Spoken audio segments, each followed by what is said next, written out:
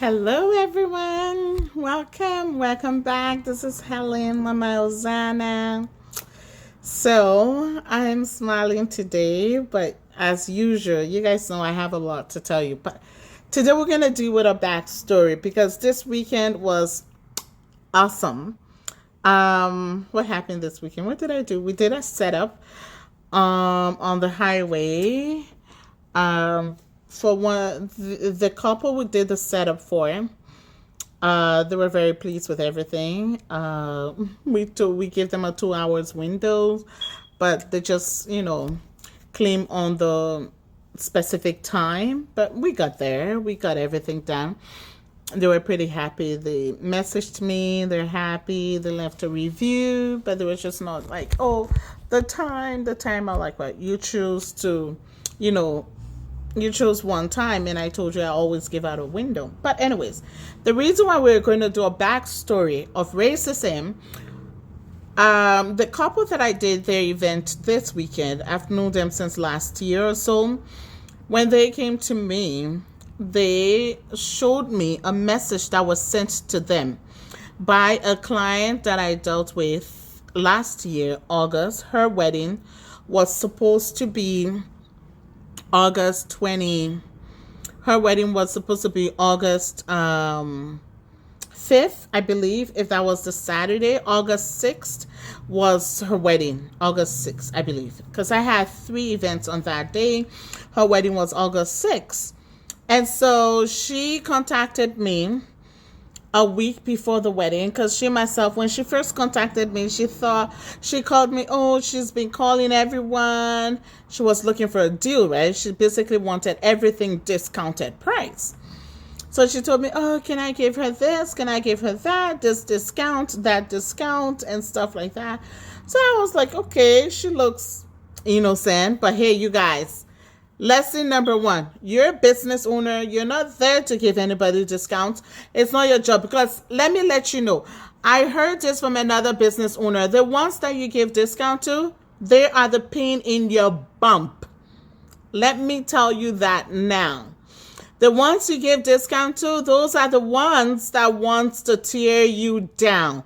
And I repeat, you're not there to give anybody discounts. I always tell people my products are not food, so they're not going to go bad if they sit down. So don't expect discounts from me unless I'm happy. Trust me, unless I'm happy or I know you very well and stuff like that. But don't expect any discount. I don't give a hoot about anybody these days. I'm not giving out discount to anybody except my company has decided to throw out a discount. That's what I do. But hey, business owners out there, lesson number 1, and I'm repeating it again. You are not giving discount to anyone. The ones you give discount to are the pain in your bump. Trust me, I've been there. So this Courtney girl, I'm going to call her name because she mentioned my name on all social media. Her name is Courtney Christy Lawrence or something. I don't give a hoot about that. But anyways, my people, she came to me pleading she wanted discount. She had no money. She's hustling and she wants the tent for a discounted price. She wanted my plate for a discounted price. Everything she wanted discounted price on it. You guys. And so I was like, okay, a foolish me. Well, I'm not foolish, but anyways, me that I always have pity on people and got myself in trouble because I dealt with somebody that is like, Africans. You know what this means. But anyways, let's move forward. So she booked everything. She wanted a tent, tables, chairs, cutleries, plates, everything under her tent, tablecloth and all of that. She booked with us. So a week before her wedding, she called me and said, she didn't call me. Her so-called friend called me. That one name is Samantha. She called me. I know her last name, but I don't have a beef with her. I don't have anything with her, so I don't care about her at all. But I'll tell you guys what she did too. Don't worry. Backstory. Racism in the highest level. Don't worry. You guys will hear everything. Okay, so that one, the friend of the bride called me and said to me that she wanted me to they are going to postpone the wedding because the groom could not make it or whatever was wrong with the groom. And you guys be careful. She said to me that the groom wasn't available, so they're going to postpone the wedding. Now in court, they lied that it's because the groom had COVID, but they never told me that the groom had COVID. They told me the groom couldn't make it, so they're moving the wedding from August 6th to August 8th, which is my wedding day. Hey, it's my wedding anniversary. But those people, so my wedding has been great. But let me not, change the topic anyways.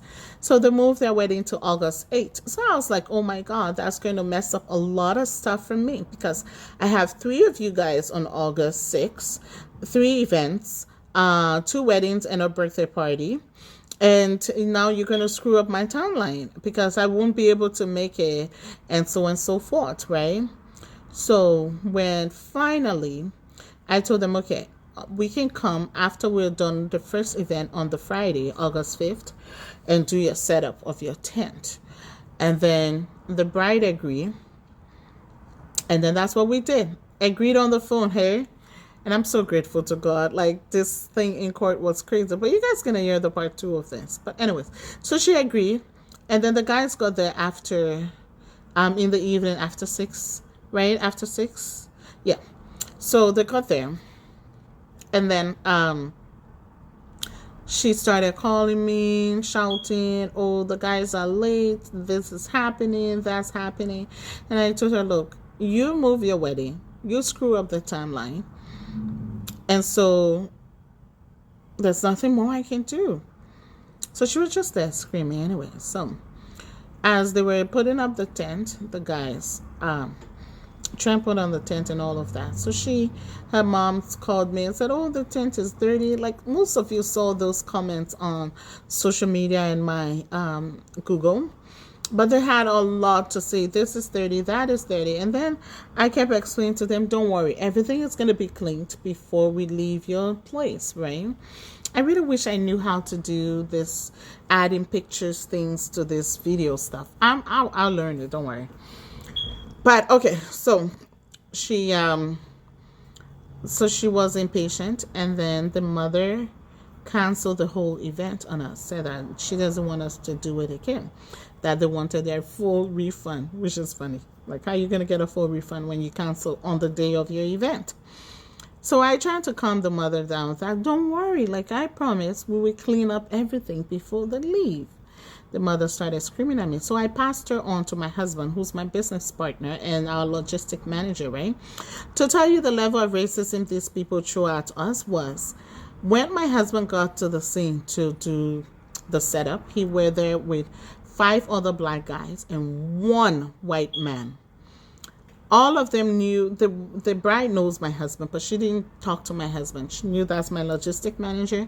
She went and talked to the white guy and asked him, oh, do you even know what you're doing? Do you know how to set up a tent? And the white guy was his first time on my crew. He doesn't know what he's doing. He's following instruction from my husband. How could you ask him? And then in court, they tried to play that out, that, oh, was he not representing your staff? I said, no, he's a newbie. I can fire him at any time, which I did. He doesn't work there again. But, hey, that's just part of it. I don't even know how we can. But anyways, they spoke to this white guy, never speaking to my husband. So I told my husband to talk to the mother to calm her down, because my husband is a social worker, right? He knows counseling and he can get, to anybody.